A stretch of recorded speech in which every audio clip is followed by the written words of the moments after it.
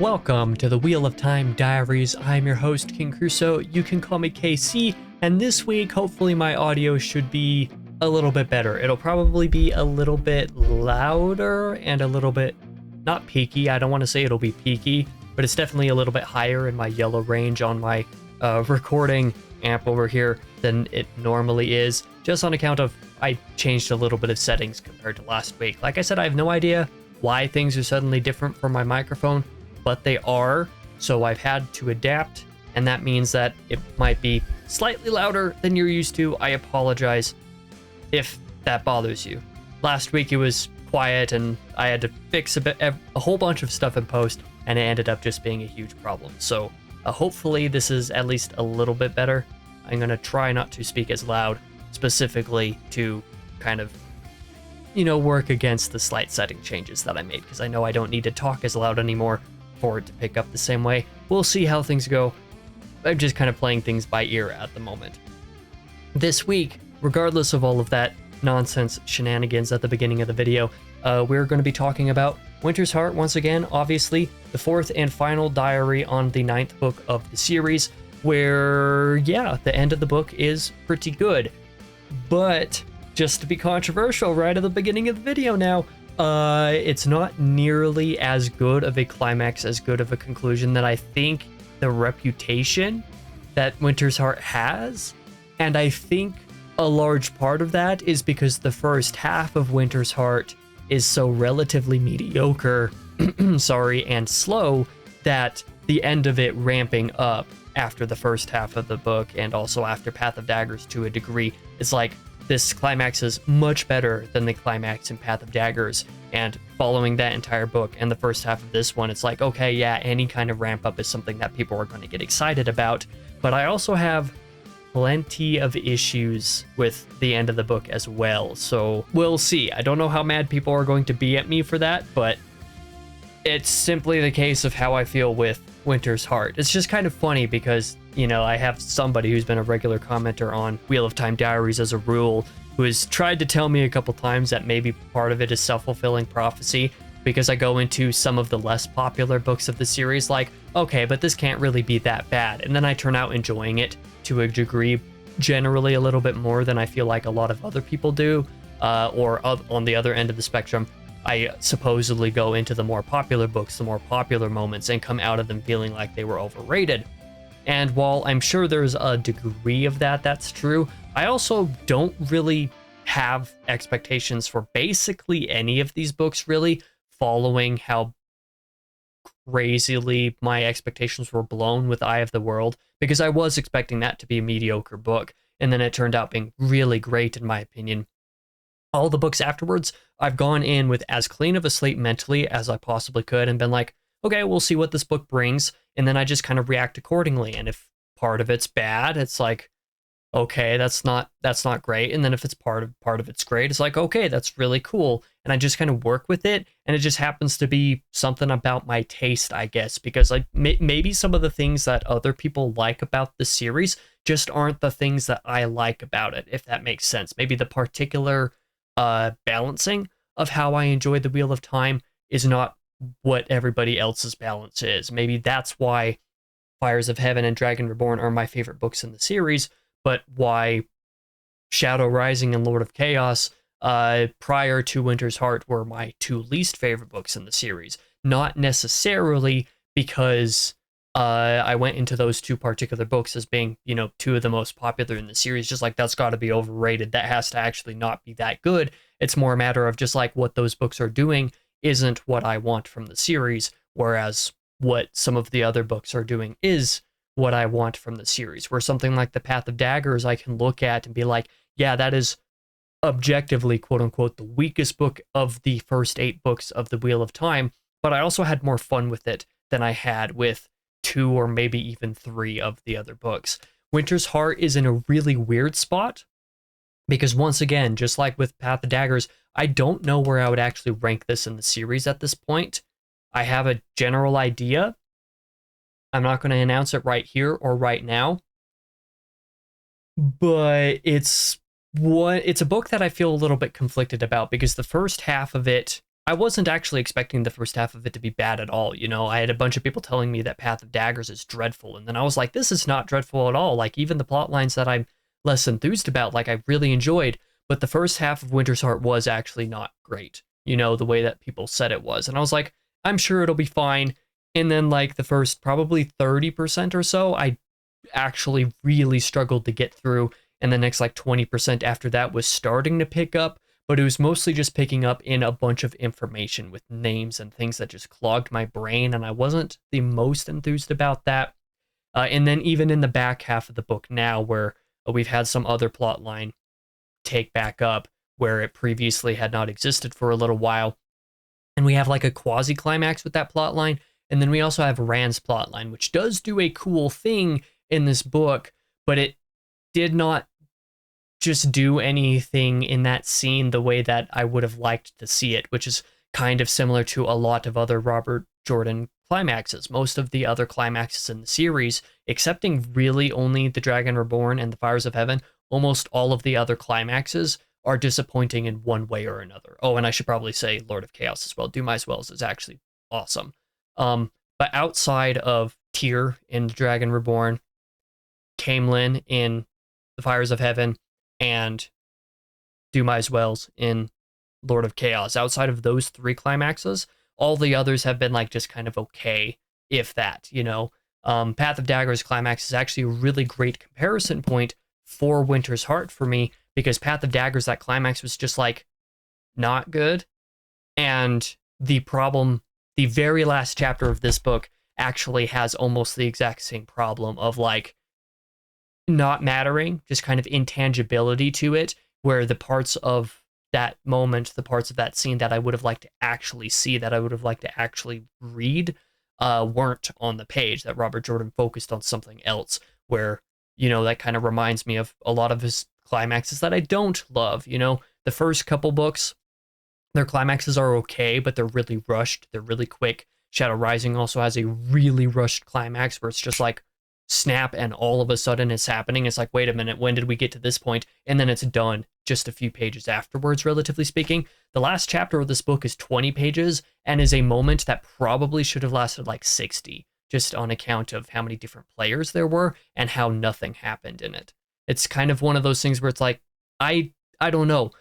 The balance, like I said, of things that I like about the Wheel of Time and what I expect from it just aren't the exact things that it is doing inherently.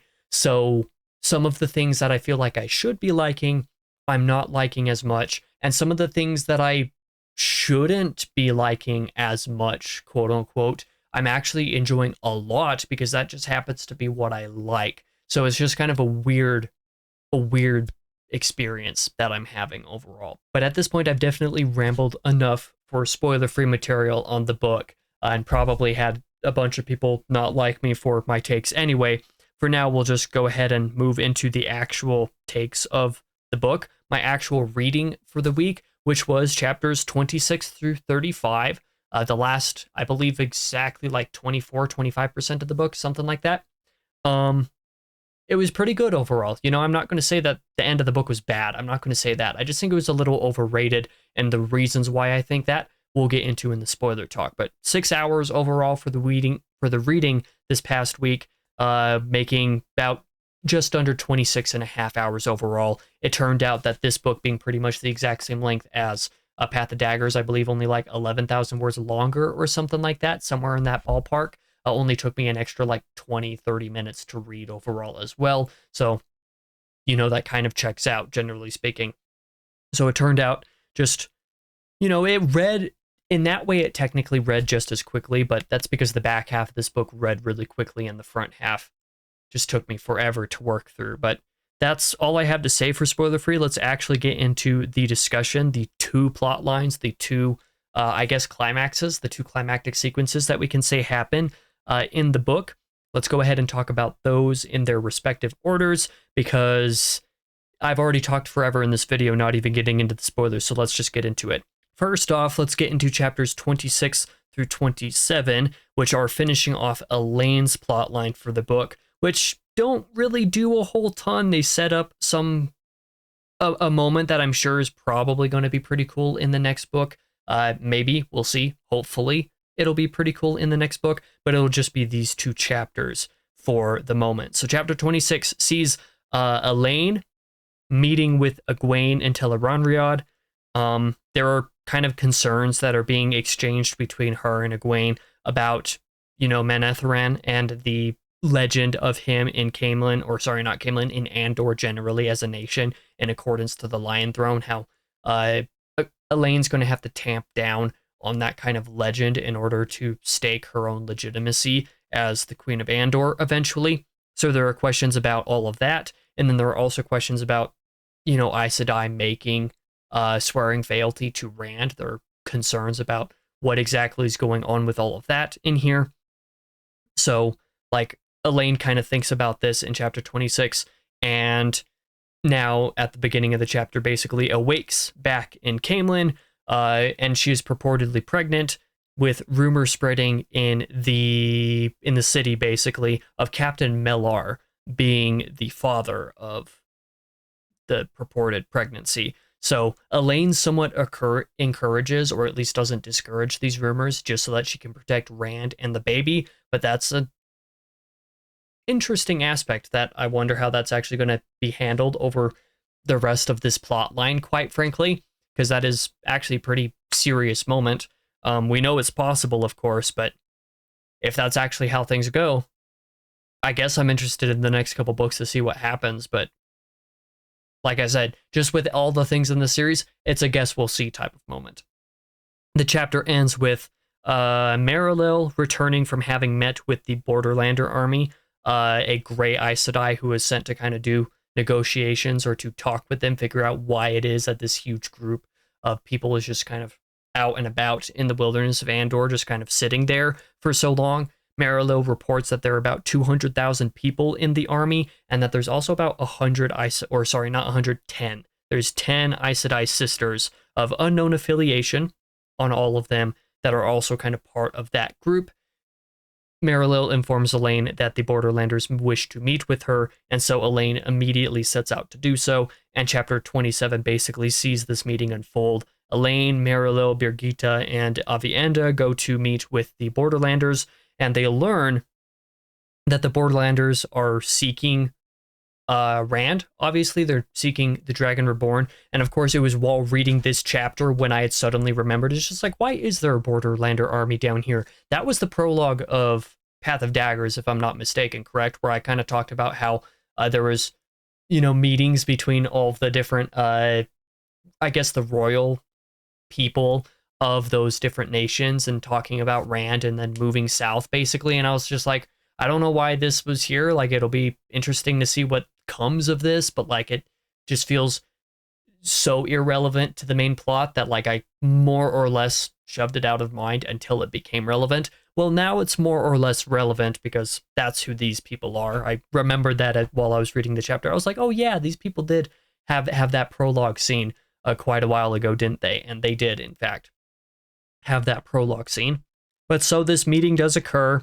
Elaine basically gives, she does not give the Borderlander army the actual direction to or the location of Rand for pretty obvious reasons. She doesn't actually know the exact location anyway, but she commits to not lie to them and tells them that, hey, I don't know exactly where he is at, but you can definitely head down to Murundi, and some people down there will have a little bit more information for you about where he's at. And she says this because it's, I guess, not necessarily a direct lie. She's not lying to them about that fact, but she also wants to use the Borderlanders because they're not going to work for her directly because they're seeking Rand. So I was kind of wrong about that earlier in the book, assuming that Elaine would use the Borderlanders for her own army. It's not because she's doing that. It's because she wants them to travel through Caemlyn, through Andor, down into Murundi, for political reasons. She hopes that will implicitly force her political rivals to kind of side her and back her, actually use their power to support her claim for the throne, solely as a means of consolidation, to be like, oh, there's this huge army that's walking up to Caemlyn. We better all join forces now, support Elaine now, make those commitments, and then the Borderlander army's gone, and now suddenly Elaine has her legitimacy to the throne. So that's kind of the idea that I'm thinking is like what's actually going on here. That seems like the political move that Elaine is moving by telling the Borderlanders to head down to Murundi. So they do that, and that's basically that whole meeting done.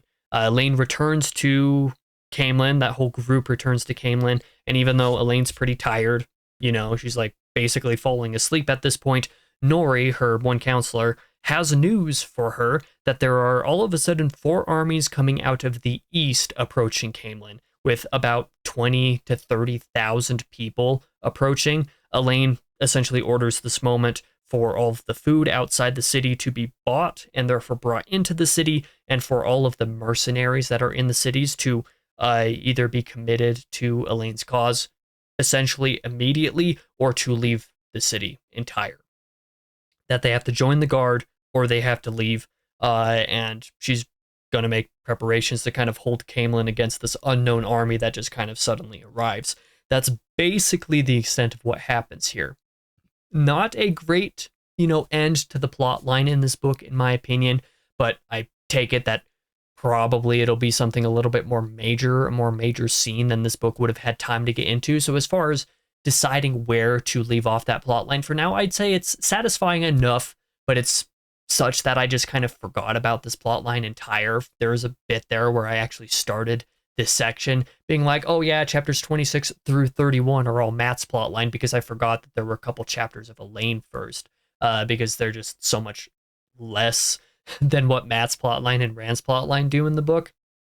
But even so, I'm actually kind of interested to see what happens with this army, what actually goes on from here, how Elaine combats that, and particularly how that approaching army against Camelin interacts with like the borderland army that's going to be moving through Camelin down south into Murundi. Like, no idea what kind of chaos or drama is going to come and unfold from that, but it'll probably be at least some manner of entertaining. I've been enjoying a lot of Elaine's material. She's had a little bit of a disproportionate amount of POV in this book compared to, like, say, Rand, for example.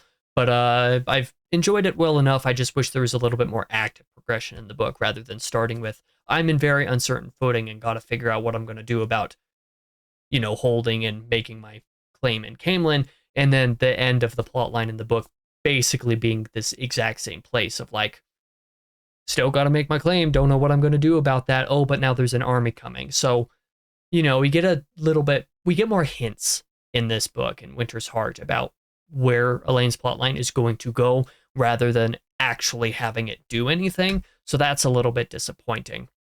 Like I was kind of saying in the intro of this video, a lot of the first half of this book, either nothing of real tangible note even happens at all, or if it does, it's not because anything's happening, it's because you're getting a lot of information, you're getting a lot of clues of where things are going to go in the future, or you're getting a lot of like implicit setup for things to come. And while that's not necessarily a bad thing, it's also more effective to have that kind of set off or that set up in a book if the payoff comes more or less immediately. This is something that Rand's plotline actually does correctly in this book, where there are a lot of things set up in the first half of the book with his POV, even when he doesn't have very much POV space.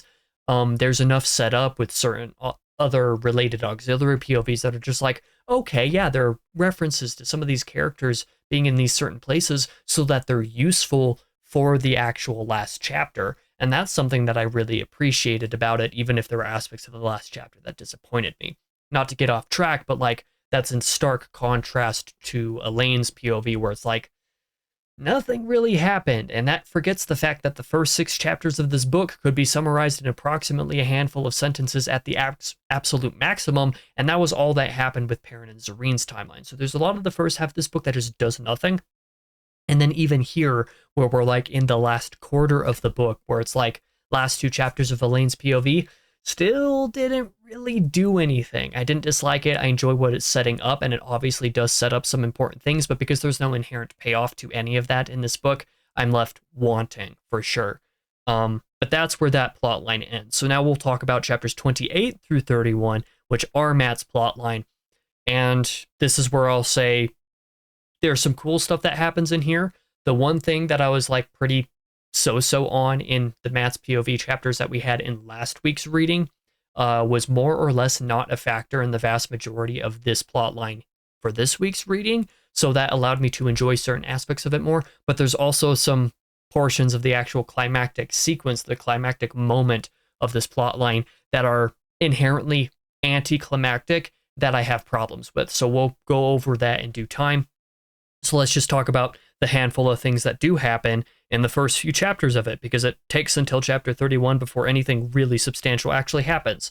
Chapter 28 sees Tylin, Queen Tylin, going with High Lady Suroth to kind of check out the new terrain that Tylin is being given to rule over down in, what is this place? Is this Altara? Sometimes it's confusing, hard to remember. Yeah, it's Altara, where Abu Dar is. So kind of going over some of the terrain that Tylin is actually going to be given, technically by the Shan-Chan, to rule as a High Lady herself, as she's being made into a High Lady.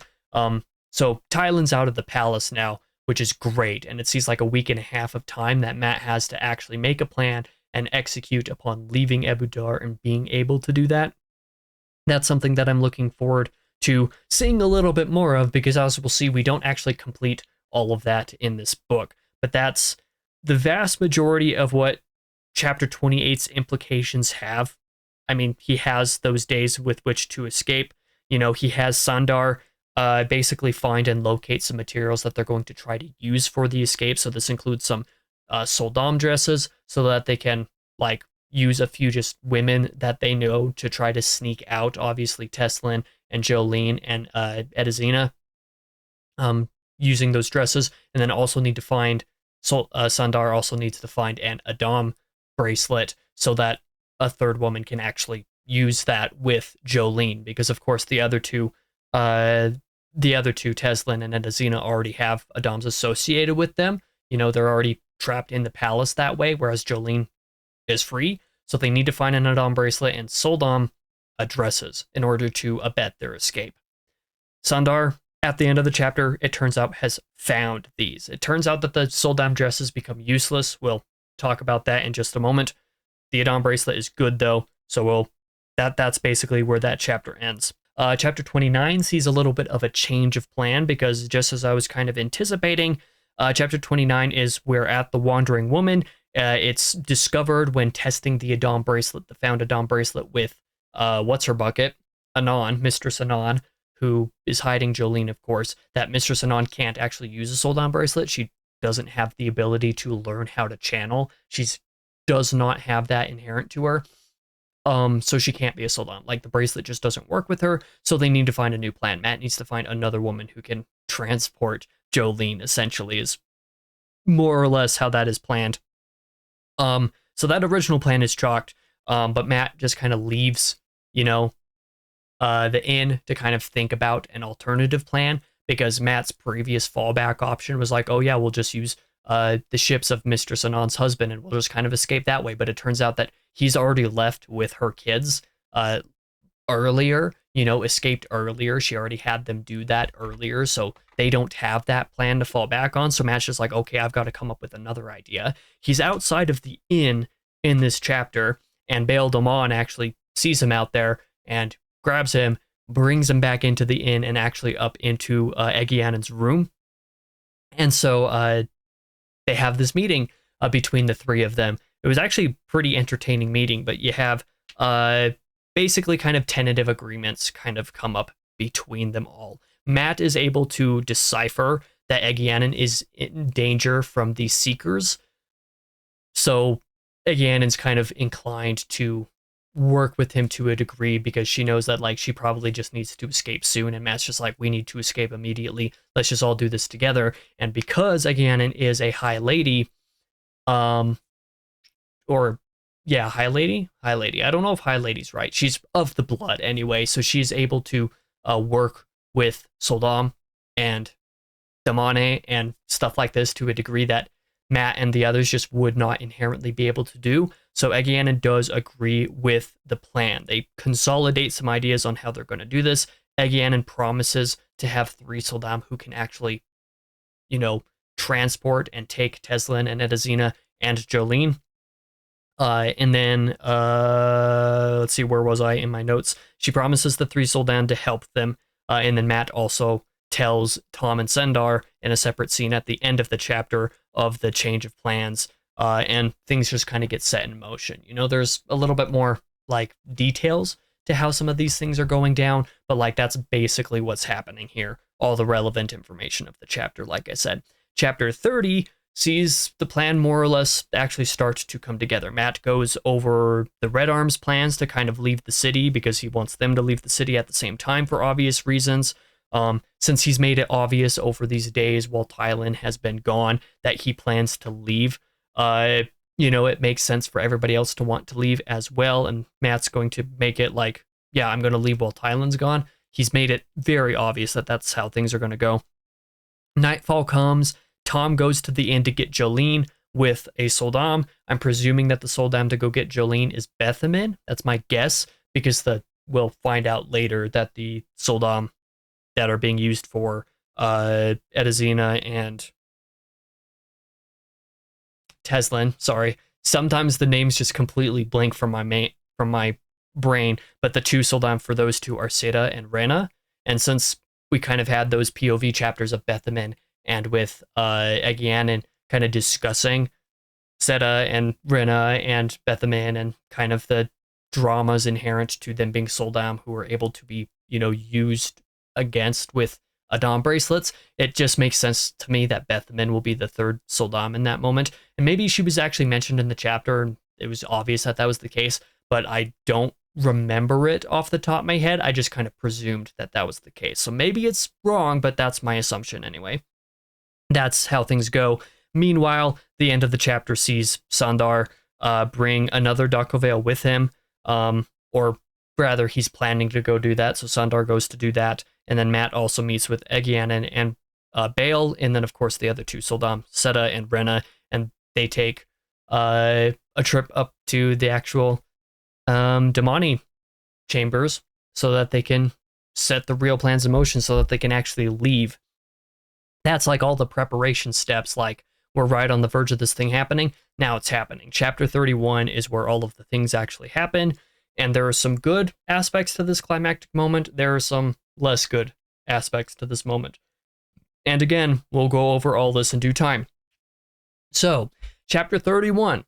It starts with Matt and Egianin and the others obviously going to the kennels of the Damane, freeing the two Aes Sedai from up there, freeing Teslin and Edazina.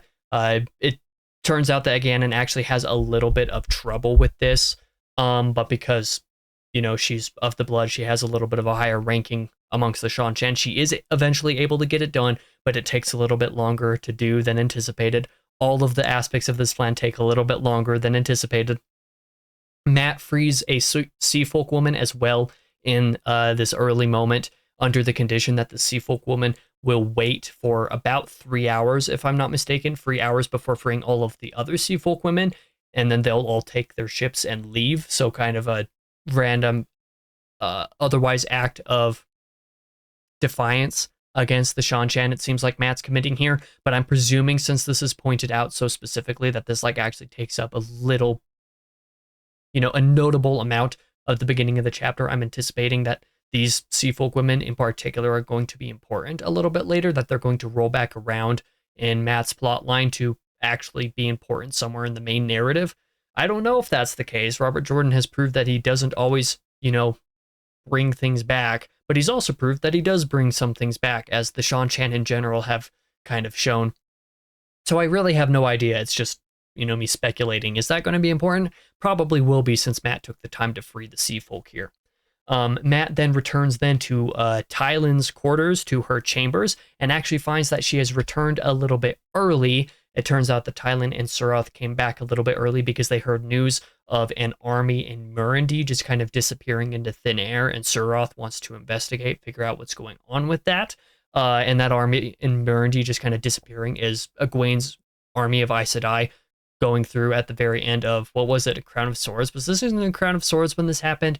No, not Crown of Swords, sorry. It was in Path of Daggers, I'm pretty sure, that they go through and are right up at the White Tower, basically. And if if I'm remembering that plotline correctly, I'm pretty sure that's what happened. They go from Meridian to just jump and travel straight up to lay siege on Tarvalon.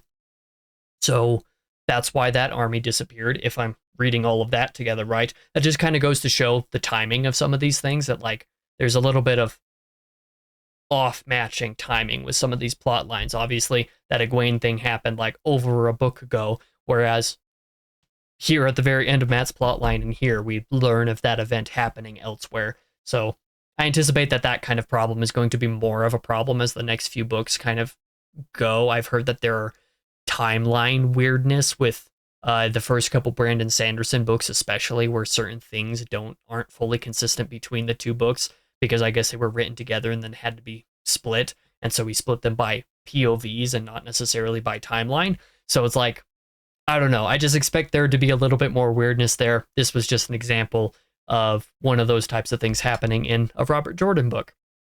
But yeah, so that happens. Tylan, for whatever reason, has decided that she is going to let Matt go after all. For some reason, I guess maybe her political and power ambitions with Altara and Ebu Dar, and spending more time with the Shan-Chan, being made into a high lady, I guess, is probably the motivation behind this. But there's aspects of it that just don't kind of make sense to me. It just feels a little bit overly convenient given how hard she's had her fist around him this whole time. It's like, I don't know if I believe this sudden change of heart in her. And it's not like it's a sudden change of heart, it's just her motivations changed, which can totally be natural. It's just it didn't feel natural in this moment. But even so, she decides that she's going to let Matt leave, and in order to abet his escape, because Matt protests, just like, yeah, but you being here entirely is a bad thing, because I was going to leave while you were gone, specifically so that the Shan-Chan would have no reason to punish you for letting me leave, because that would be a bad thing, or some political dynamic. I probably have the details of it wrong, but there was a reason that Matt protested there along those lines. And she's like, no, I will abet your escape anyway. Just tie me up right now, leave me under the bed, and I will be able to ham up my rage well enough that it will be obvious that I did not allow you to leave, quote unquote. And that's kind of the plan of what happens. So he does that, so that she can keep her high blood status, so the Shan-Chan don't punish her in that way. But that happens. Matt leaves and he gets back into the courtyard where there's the rendezvous point. Of course, like I said, how Egeanan ended up being held up a little bit with actually getting with actually being able to bring the Aes Sedai down. Well, everybody has a little bit of a hold up, because even Sandar takes a little bit to return with Thera, who is his lover. Obviously, Egeanan takes a little bit to get down there as well. So Matt's kind of in the courtyard alone here for a moment, and it turns out that Tuon, who has been kind of stalking him throughout these whole chapters, has snuck up on Matt again and says that she will not allow Matt to leave. Tuon won't allow it. He fights her off a little bit until, surprise, surprise, Noel, old buddy Noel, shows up to help him tie her up and kind of incapacitates, not the right word, but obviously trap her so that she can't keep Matt from leaving now. They basically plan to leave her in the hayloft of the barn, and then just be able to leave anyway. And it's at this moment, when Tuon has been tied up, that Sandar comes back with Thera. Thera is pretty startled by Tuon being here, of course, because Thera is a Dakavale, so a form of servant, a form of property to somebody. That's something. Egeanan also finally arrives with Edazina leashed to Seda, and Teslin leashed to Rena, and Bale's also there as well. They notice that Tuon has been tied up, and they're actually all pretty, upset about this to a degree. Egeanan herself is just like, you cannot do this to the daughter of the Nine Moons. And of course, this is the climactic moment of this plot line where, we're in the middle of the climax, we're in the middle of the escape, but it's going to end right here because the daughter of the Nine Moons is the climactic moment. It's like, it's revealed. This is who Tuon is. Matt hears this, is just like, oh, that's my wife. Uh-oh. And that's that's what happens. Matt realizes that that's the woman he's going to marry, because that's what the Aelfin told him. He realizes that they were right. He tells everybody else as much, and Seleucia also happens to show up. She's I forget what dynamic she has with Tuon, but she has some form of dynamic to Tuon. She shows up to kind of protest this statement of Matt being like, she's my wife, basically. Matt says that nobody's going to get hurt, to which Seleucia basically promises submission. It's just like, if you don't hurt Tuon, I will submit to whatever you say. Like, I will follow your orders if you don't hurt her. So Matt essentially agrees to that, kind of implicitly. Noel asks if they're going to now just leave both Seleucia and Tuon in the hayloft, and Matt replies that they're instead going to be bringing the women with them, and Tuon has kind of a creepy smile at this moment as well. So, you know, that's the end of that chapter, and that actually ends this plot line for this book. The good is that the sequence was actually pretty good. I could care less about the Tile and Matt aspect that happened in chapter 31. That was kind of whatever. I didn't really enjoy that very much, but most everything else was pretty good. It was enjoyable to actually see the plans kind of come up and fall apart and come up and fall apart and then change, and there's hope, and then things are actually happening. And it takes a little bit longer, but things still happen, but everything still falls apart again right at the very end because of Tuon. But then it turns out that Tuon's going to be going with them anyway because that's Matt's wife. So like, it was cool. It was a great moment. It was epic. I enjoyed actually reading these chapters, but it was like over a couple hours following reading these chapters that I thought about it a little bit more and just like, no, there's problems here. It reminds me, Winter's Heart in this moment reminds me of The Wastelands by Stephen King, the third book in the Dark Tower. The reason it reminds me of that is because this climax just ends right in the middle of it. So this is a climactic sequence. Like, the escape is happening. These characters are leaving Ebu Dar. This is kind of the moment that's been built up since the beginning of the plot line at the halfway point of the book, and obviously implicitly through the month and a half that passed before that, even though that material wasn't on the page. That's still the emotional climax of this moment. This is the climactic sequence, and we just ended that in the middle of the sequence here. Because of the Tuon Daughter of the Nine Moons reveal. Like, okay, yeah, that's a climactic moment to end on, but it's more of a cliffhanger. And having a cliffhanger in this kind of a book, at this kind of a time, just doesn't sit right with me.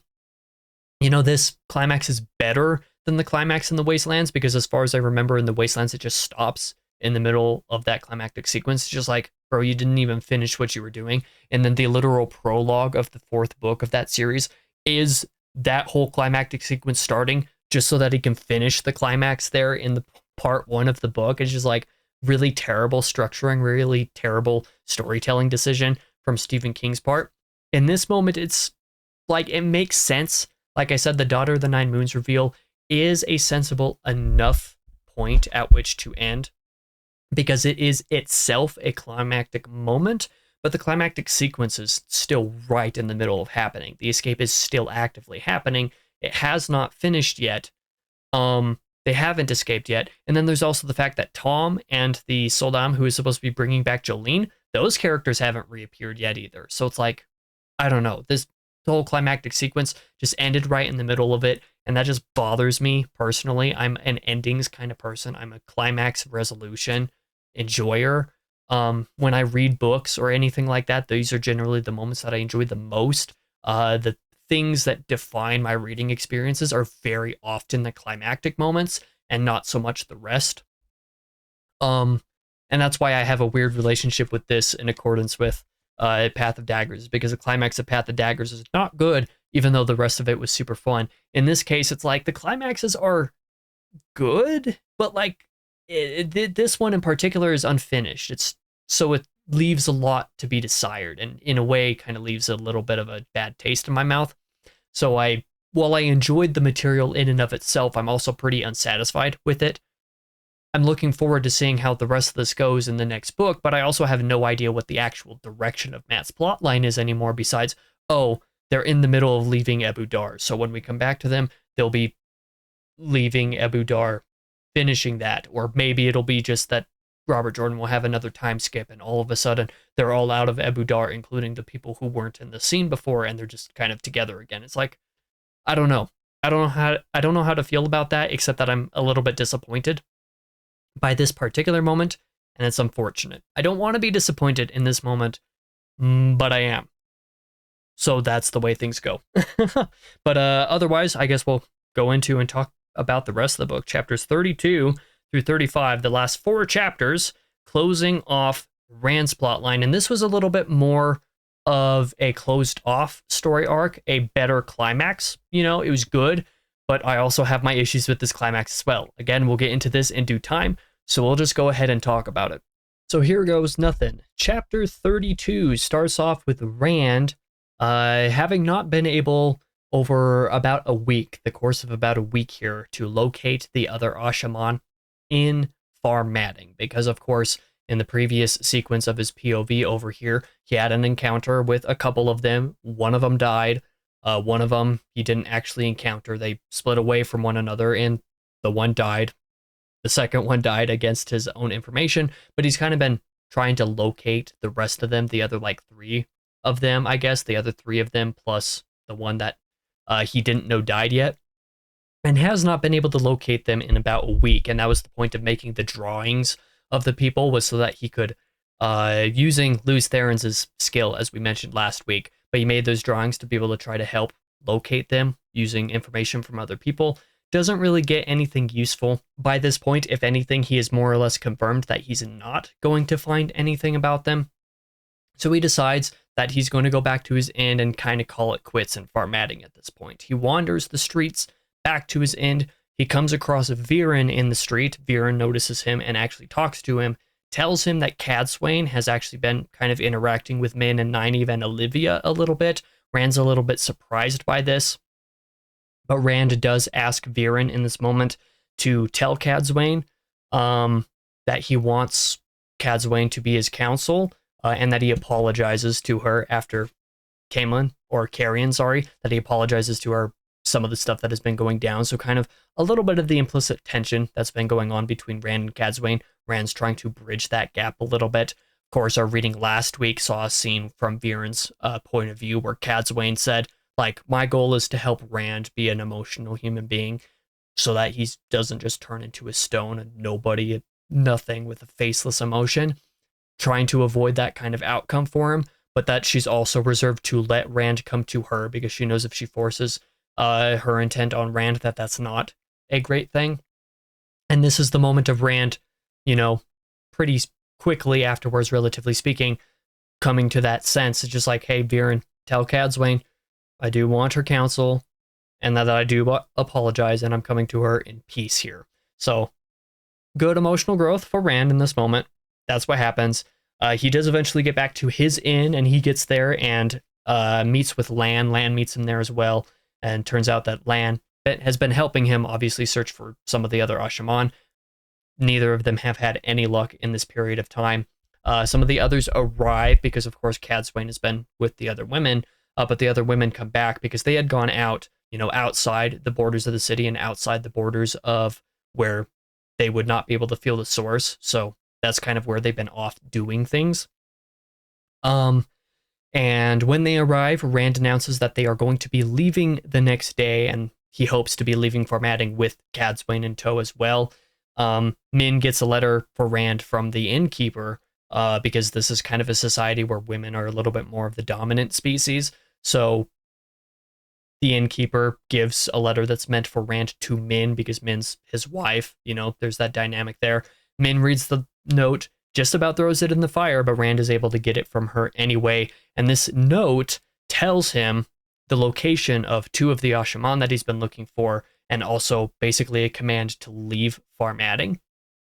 This note very much seems to be a trap. The beginning of chapter 33 sees Rand and Lan and Nynaeve going to set off the trap, knowing very well that it is a trap, but they kind of rationalize it by, hey, we know it's a trap, we're getting into this purposely, and we're going to, you know, if you know that something's a trap before you go in, if you're able to spy and detect the mechanisms of it before you engage it, you can engage it safely. You can safely, but that's the intent that they're going for. But Min's pretty upset about this, and it turns out she has reason to do this, but she goes and finds Cadsuane so that Cadsuane can help them a little bit, and Olivia also comes with. A good point to mention at this point is that Nynaeve and some of the others have like various different ter'angreal and stuff like this, but Nynaeve also has a magical artifact that is basically a well, where outside of the city where they were before, she was able to fill up this well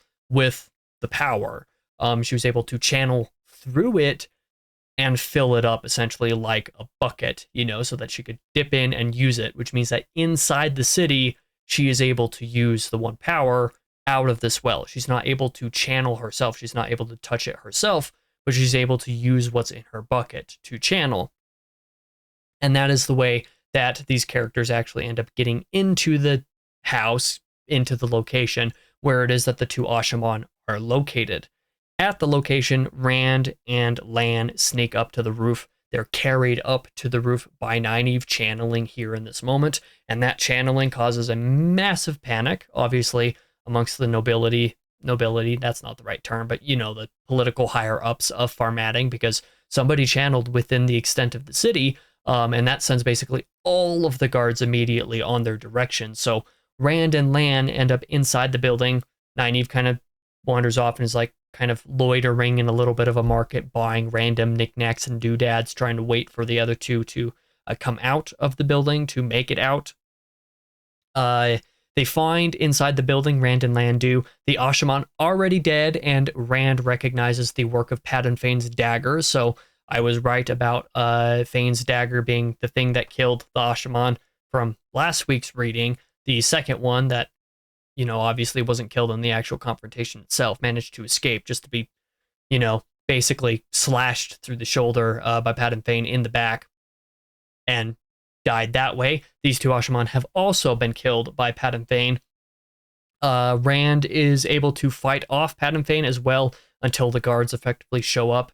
And Lan also kills another man who was there, Torum, who was one of the guy who was kind of vying for the throne of Carrion, I think at the end of A Crown of Swords, if I'm not mistaken. Torum was one of the ones that was with the group when Rand was actually attacked by Fane. I can't remember if that's because the two of them were in league with one another at that point in the story, or if there was something going on there, but I do recall something vaguely like that. But Torum was one of the ones vying for the throne against Rand when the interactions, when the fight broke out, when the kind of storm rolled in and when Rand was stabbed by Padan Fane, barely surviving it. So that happened. Torum was back in here in Farmading now in this chapter with Fane, and Torum is killed by Lan. Padan Fane gets away, but the pair of them, instead of trying to chase after them, they know that the guards are like all right outside because, again, Nynaeve channeling summoned them basically all immediately. The pair of them escape back up to the roof. They hope to escape, but they slip. They slip on the roof and they end up falling into the alley below, which isn't a great thing, but that causes them to get rounded up by the guards. The chapter 34 sees Rand having been captured by them. There's something particularly terrifying about how their cells work. It seems like there's like kind of references to things here, and with Rand's brief POV in this chapter as well, we kind of see something weird happen. I don't know the details of it. It's something that I would have actually liked to get a little bit more detail on the mechanics of how that actually works. But nonetheless, that is what happens. But the rest of chapter 34 sees Nynaeve noticing the guards obviously at the building where Lan and Rand were. And when she goes in to try to help them a little bit, she is stopped by Cadsuane, Min, and Olivia showing up. And then they all regroup and they leave, actually. They regroup with some of the Ashaman and actually head straight to the First Council to kind of petition with her to get Rand released a little bit. So you remember this well device that it is that Nynaeve has to be able to channel inside the city. They use this device with Nynaeve, and Cadsuane also has a similar type of well device, a little bit smaller. It doesn't hold as much of the power, but she has a similar type of device, and the two of them use the power in the First Council, like directly in front of her, and kind of scare the piss out of all of the political figures of Farmading. It's just like, oh yeah, it seems like you're, stopping us from being able to touch the source isn't actually working out, does it? Because I can channel right now, and she proves it, and Nynaeve proves it as well in the same moment. This, like I said, just kind of scares the piss out of them. They're just like, we don't want any trouble. Take Rand and go. Just do it. Whatever. So they actually do that. They're able to actually get Rand out of the prison, Rand and Land, I guess, out of the cells from below. And they leave, and they have orders to be able to leave, that their peace bonded swords, which are obviously not peace bonded anymore since all these swords were used at one point or another in formatting, that there was no order for those to be checked, that they were to be looked over, that basically all the other normal measures that formatting would take with its visitors are to be completely looked over, and they leave. They leave, and the order in order to let them leave is to be destroyed, and records of them being there was to be destroyed. They were never in formatting in the first place, period. So that's kind of the story, the official story here is what's going on. And they leave. Unfortunately, this leads into a typical Robert Jordan climax where, okay, cool, we go through this sequence. The sequence was cool. Unfortunately, sorry, it's like, okay, now we have one chapter left, and we have the climax that we were promised at the beginning of the book that we're kind of pointing towards and trying to do, and that climax happens, but it's in one, like, 20-page chapter. It's like, that's not enough time. I feel like that was rushed, and yes, I do think that chapter 35 was rushed. In some ways, it was more satisfying than the climax of Path of Daggers, and the reasons why I say that we'll get into, but there are also some other ways where it's a little bit disappointing still.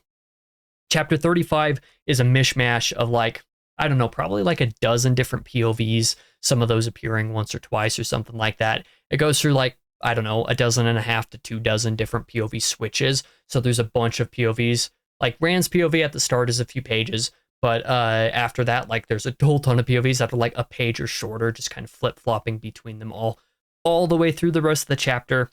We see the group leave formatting at the beginning of the chapter. They head to Shadar Logoth. That's where Rand plans to use the access keys, essentially, for the big statues that'll allow them to be able to use the source to insane degrees. Nynaeve and Rand are going to link and use these access keys to be able to just channel incredible amounts of the power, like just absolutely absurd amounts of it, for an absurd amount of time to try to cleanse the taint on saidin. That's what they go to do. They start that process, and it basically takes an entire day effectively to go through that. But over the course of it, you get examples of, like, people can feel this, like, from all across the way. Various of the Forsaken and stuff can feel it from across the world. You get a couple little goofy little POV scenes, one in Carrion and then one in Tremel King, or whatever that place is called, whatever the Sea Folk Island is called, where the one statue is. I forget off the top of my head, but where the statues are actually at, you get a couple goofy little POVs of people witnessing those actual statues, those actual conduits of the power just being used to this absurd degree with brightness like the sun. In Carrion, you have one guy who's like going to sell some brandy or something to somebody, transporting some of it. He sees this, it's just this big ball of sun in the middle of the field. It's just like, you know what, never mind, I'm gonna go home and drink all this brandy myself. So that was an entertaining little scene. You also have another scene, like I said, in Tremel King, where you have one of the sea folk witnessing this happen. It's just like, the age of illusion is over. I don't know what the age of illusion means in context of the sea folk, but presumably it means that something about their culture is going to be changing here in the future. And maybe, this is me spitballing off the top of my head, maybe that'll relate to some degree with the sea folk that Matt freed from Ebu Dar. I'm not entirely sure. This is just a random guess. But you have these couple POVs. Otherwise, most of the rest of the chapter is short POVs, just kind of going through this climax, quote unquote climax, because it's anticlimactic in my opinion. During the process of Rand and Nynaeve cleansing the taint, you don't get any scenes showing how that's done or what's actually done with it. Like, is it just the sheer amount of the power being channeled? Is that what cleans the taint? Question mark. What's actually going on there? I don't know, because Robert Jordan didn't bother to put any of it on the page, and that's what I actually wanted to read. I wanted to actually see that event happen, like, on the page actively. I would have liked that, and it just isn't there. So I was pretty disappointed by that.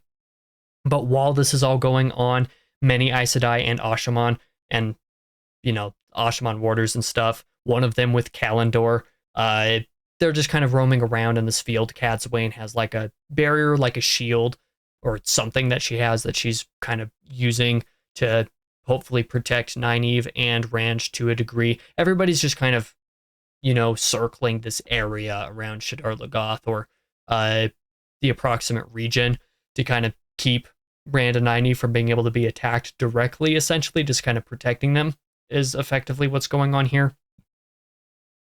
But you have this whole group of people fend off various different attackers to one degree or another. It seems like a good amount of these attackers were essentially just Forsaken, and it was just kind of goofy, in my opinion.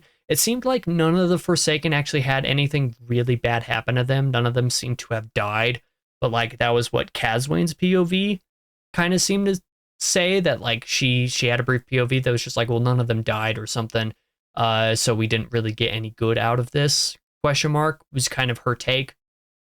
But there was another POV, like one of the Forsaken directly, that was like, or I don't remember. Maybe there was another POV that mentioned that like some of them may. I really just have no idea what actually happened. Did any of the Forsaken actually really get injured, let alone actually die in this moment? I'm pretty sure no, but they were fended off to some degree. I really have no idea what happened. All I know is that Moghedien, Lanfear, whatever her new name is, Sendane or whatever, Osangar, who it turns out is Dashiva. I didn't realize that, so that explains why Dashiva wasn't around, and why some of the Forsaken turned against Rand, was because one of them was actually just a Forsaken, or sorry, why one of the Ashaman turned against Rand. It was because one of them was just Forsaken. No idea of that. If that had been revealed at some point previously, I didn't remember it, but Osangar is Dashiva. At least that's the impression that I got in this chapter. So you have those three: Moghedien, Lanfear, Osangar, Arengar, and Demandred. At least these 5 are depicted in the scene. There might have been another Forsaken in there somewhere. I know Moradin was mentioned, but I don't think he's here. But various of the Forsaken just kind of show up, but nothing really happens. I just kind of found this climax to be pretty disappointing. There was no like real actual skirmishes depicted on the page. Like there were like brief little snippets of things that happened, but nothing substantial. And like I said, there was nothing of the actual cleansing of the taint that actually got depicted either. Like, and that's the kind of stuff I would have liked to see happen. It was kind of similar to the problems that I had with the climax of Path of Daggers, because the climax of Path of Daggers, this confrontation between Rand and the Shan-Shan, in which both Rand and the Shan-Shan lose, you don't really get any images of the actual battle. And the images that you do get, okay, that's a lie. You do get images of the actual battle, but all of the images you get are effectively insubstantial and unimportant. They're irrelevant, because in that climactic sequence, basically all of the battle scenes that appear are out of context. The start of where that scene goes and the end of it doesn't matter in accordance with the others. They're not coalescing or forming anything actually substantial or important. You could start off that sequence with, you know, whatever's happening, and then skip to the end of that sequence and be like, all of these things happened. And you get more information about what happened over the battle at the end of it than any of the actual battle sequences that occur. Those scenes are so insubstantial. That was a large part of why I'm disappointed by Path of Daggers climax. And ultimately the only thing that I really disliked about Path of Daggers was this, that so many of the scenes of the climax just didn't matter, you know? And like I said earlier, I'm kind of a climax person. I like being able to see the culmination of a bunch of things happening, epic moments, big moments, even if they're not action set pieces. If they're important set pieces to some degree, I like those to be depicted. But in Path of Daggers, not a lot of the actual important stuff was depicted, you know? And that was kind of what happened in chapter 35 of Winter's Heart, where none of the stuff that I actually wanted to see in the scene got shown. So you just have a bunch of really short, 1 or 2 paragraph long POVs happen, where all of a sudden it's been, you know, it's just short of midday or something like that. And then you have another POV literally just a page or 2 later, and it's several hours later. It's just where are the skirmishes? Where are the actual battles? What's actually happening? Are any of the Forsaken dead? Are any of them injured? What's actually going on here? And then at the very end of the chapter, you have the reveal that the taint is cleansed, that some of the Ashaman have reacted to it. They're able to touch it. It's just it's clean, this is cool. But the Nynaeve and Rand are both just so exhausted. They're out for the count, you know? They're not conscious at the end of the chapter. So you don't get to see any of their experience with it in this moment either. It's just a moment of okay, so it's clean. I would have liked to see literally any of that. So, like I said, disappointing. While a lot of the actual material that happened in Matt's and Rand's plot lines were cool, I will grant that, I ultimately just found myself disappointed and feeling like a lot of the end of Winter's Heart is overrated. And it's overrated because the first half of the book is so relatively dismal that any form of ramp up and cool stuff that happens at the end is suddenly seen as really good, even though it's not actually that good. Like, it's fine material, but it's just like the climaxes of Eye of the World, and to a slightly lesser extent The Great Hunt, but definitely of The Shadow Rising, and even of like A Crown of Swords to a degree as well. And then, of course, I already made the comparisons to Path of Dagger. Like, all these climaxes where things are rushed, or the things that I would have liked to see in them aren't shown, or there's just like no actual substance to them because the important stuff about them, again, aren't shown. So it's like, I don't know. I just found myself really disappointed by the end of this book. There's a lot of good stuff in the back half, like people said that there would be, but it's not this, pinnacle of the series. It's not this, oh yeah, Winter's Heart is good because the end is so good. It's like, the end is better than the first half, absolutely, but like, it's not on the par with anything from the rest of the series. Even the disappointing climaxes of previous books are arguably better than this one. I would have liked to see something so much more actively epic from the cleansing of Side-In than what this book actually showed. It's just like, this is going to be a really cool moment, and then it's like, doesn't get discussed at all. It's just the scene with which people are patrolling and making sure that Rand and Nynaeve don't get hurt, and that's like it.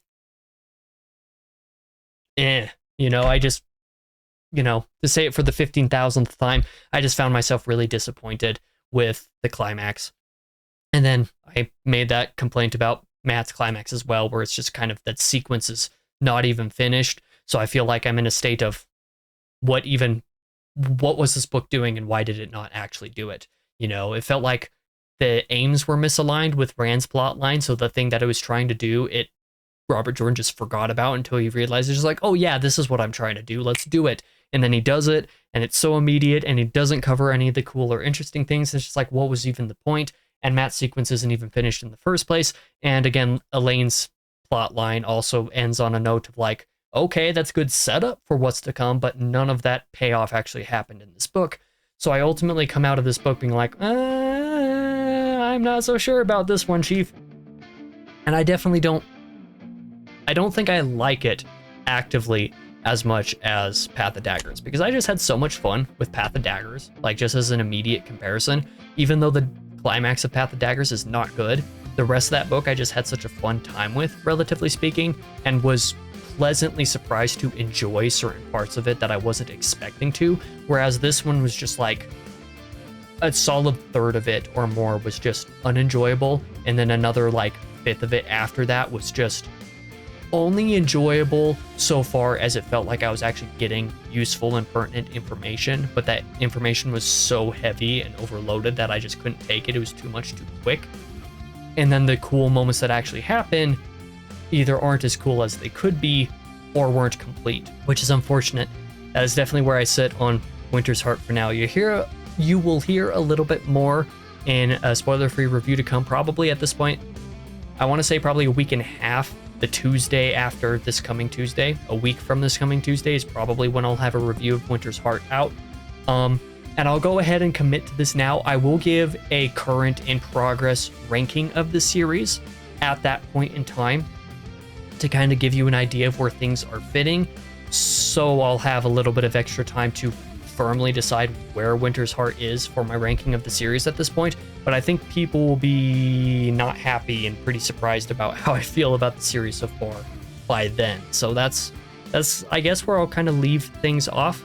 I'm sorry to all the people who are huge fans of the end of this book and think that it's just like amongst the best of the series. But I just kind of struggled with a lot of things, and the end disappointed me in enough regards that I just don't think it fully worked for me. And I'm sad to say that, but yeah, that's kind of how things go. Anyway, that's going to be the end of this video. Sorry for rambling so much about it. But I actually had an enjoyable time this week. I hope the audio's been a little bit better. If I get to editing this and it still sounds terrible, I'm so sorry. And if you sat through it, I'm also so sorry. But I appreciate you nonetheless a huge amount. Like I said, I'll have a spoiler-free review of the book in about a week and a half at this point. I hope to see you guys in that review. And I also have plenty of other stuff that I've been doing on this channel and on my second channel as well. If you're interested in any of that, I would greatly appreciate if you check it out. Consider subscribing if you are interested. Otherwise, for now, I've been your host, King Crusoe. You can call me KC, and I hope to see you guys in the review for this book or any of the other videos that I do over the future.